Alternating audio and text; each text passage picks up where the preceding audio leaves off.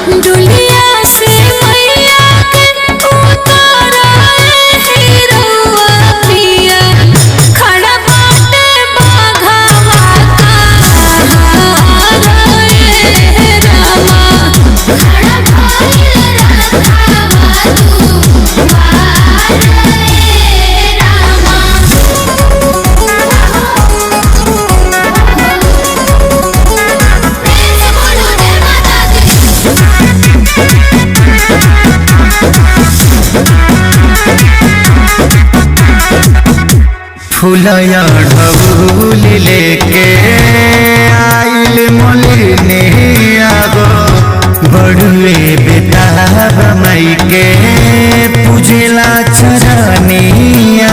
अरे और भी चीज लागेला।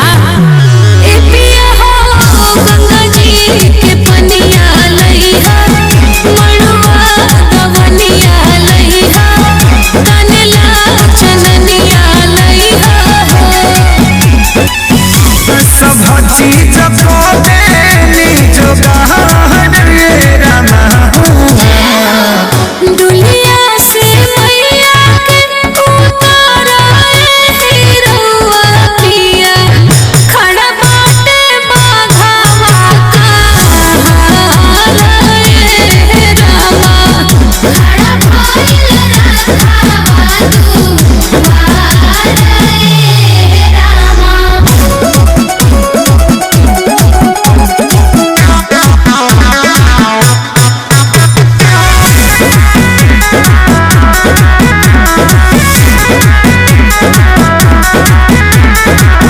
झरब पौमगा माछा से होई है मैया खुश धनी। देवलोक के कमी न हो खेद दे महसूस धनी। अच्छा लास्ट एक और चीज कर दे। ए पिया हो नवगो कुंवार खियैहा, जागरण भार करैहा, अखिलेश खेसारी बोलैहा। समझे आकाश बाबैया रे रामा। दुनिया से मैया के उतारा हीरोआ पिया, खड़ा बाटे बाघावा कहार रे रामा। खड़ा भइल राघवा दुआर रे रामा। जी पूजा करावे खातिर सुलभ बाबा आ गइल बानी।